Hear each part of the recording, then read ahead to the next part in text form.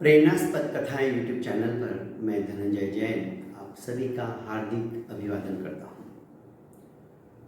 दोस्तों, प्रिंसिपल वर्मा जी ने, जो कि गवर्नमेंट स्कूल के अंदर एक अच्छे ओहदे पर थे, उन्होंने स्कूल चलो अभियान समस्त तहसील के स्कूलों के टीचरों की 2 दिन की मीटिंग रखी थी। करीब करीब वो तहसील पूरा उन्हीं के अंडर में आता था। सारे टीचर समय से पूर्व ही आ चुके थे।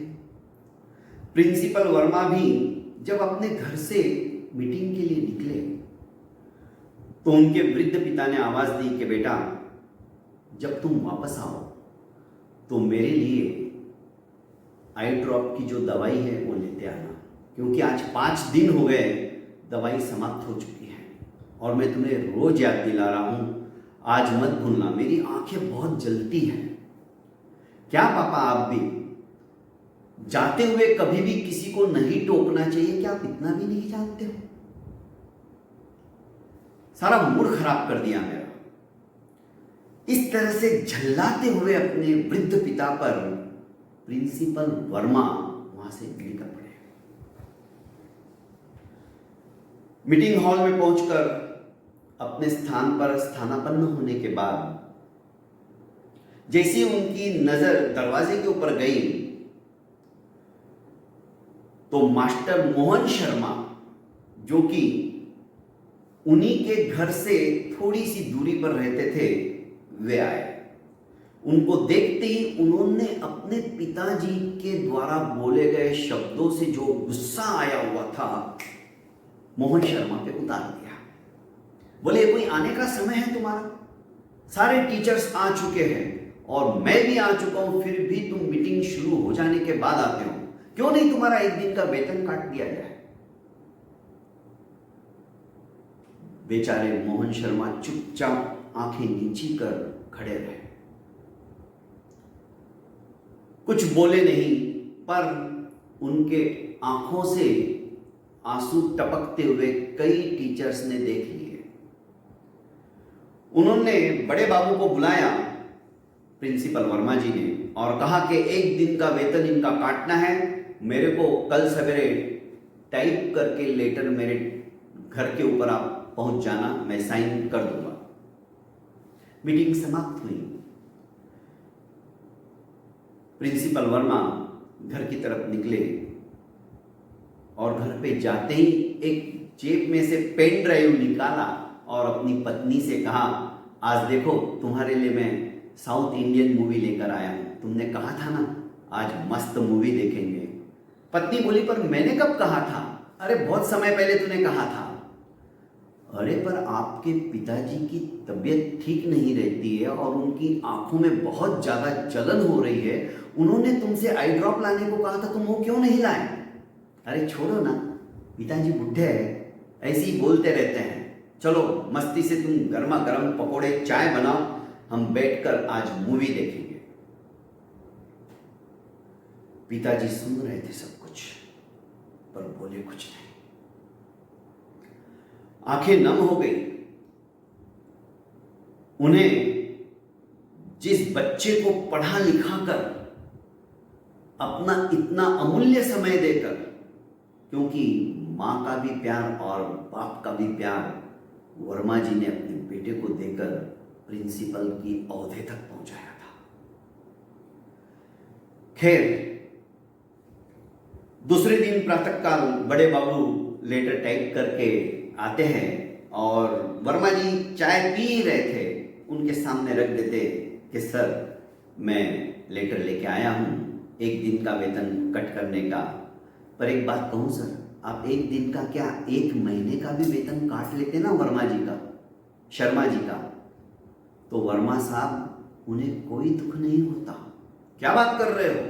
पर वो तो 1 दिन का वेतन काटते, उनके आंखों में आंसू मैंने खुद ने भी देखे हैं। उन आंसुओं के पीछे कारण कुछ और है। यदि आप जानना चाहते हो तो आज की मीटिंग में जाने से पूर्व एक 2 मिनट के लिए ही सही, क्यों नहीं हम मोहन शर्मा के घर पे चले, क्योंकि रास्ते में ही घर है। उन्होंने कहा ठीक है, देखते हैं। और फटाफट वर्मा जी और बड़े बाबू अपनी कार में बैठे और मोहन शर्मा के घर के आगे रुक गए। जैसे ही भीतर वर्मा जी और बड़े बाबू गए तो शर्मा जी अपने वृद्ध 92 इयर्स ओल्ड पिताजी को नहला रहे थे अपने हाथों से, और बड़ी प्रसन्नता के साथ उनसे वार्तालाप भी कर रहे थे। वर्मा जी देखते ही दंग रह गए। उन्हें फ्रेश कर अपने पिता को जब शर्मा जी ने बैठाया तो कहने लगे कि सर आप खुद क्यों आए, लेटर तो किसी के भी हाथ भिजवा देते हैं। वो लेटर प्रिंसिपल वर्मा ने फाड़ के फेंक दिया और कहने लगे कि अब मुझे पता चला कि तुम लेट क्यों आए, तुम्हें विलंब क्यों हुआ मीटिंग आने में।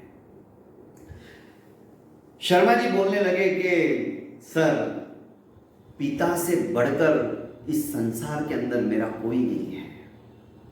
बचपन में जब मैं नींद से जागता था तब कहीं जाकर पिताजी और माताजी मुझे तैयार करते थे स्कूल जाने के लिए, कहीं मेरी नींद के अंदर विघ्न ना पड़ जाए, विक्षेप ना आ जाए, मैं चैन की सुख की नींद ले सकूं। आज यही कारण है कि पिताजी कभी लेट उठते हैं, कभी जल्दी उठते हैं, मुझे उनके अनुसार चलना होता है, न कि मेरे अनुसार। पापा मुझे जाना है, मेरी मीटिंग है,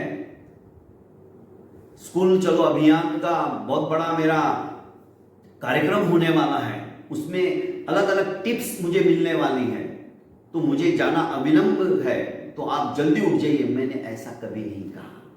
मैं उनकी नींद के अंदर खलल नहीं डालना चाहता था, इसलिए मैं 5 मिनट लेट हो गया। पर कोई बात नहीं, मुझे सुकून है कि मैंने मेरे पापा को आराम से सोने दिया।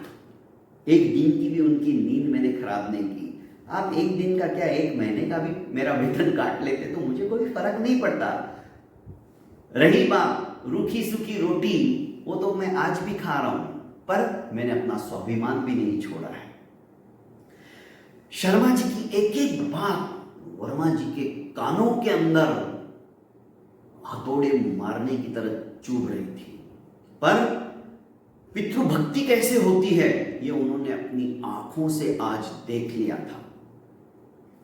मीटिंग में वर्मा जी शर्मा जी को भी अपने साथ ही लेकर गए और उन्होंने माता पिता की सेवा का क्या महत्व होता है ये स्कूल चलो अभियान के अंदर भी हमें ये विषय भी रखना है, ताकि आज से ही उन बच्चों के अंदर वे संस्कार हम डाल सके।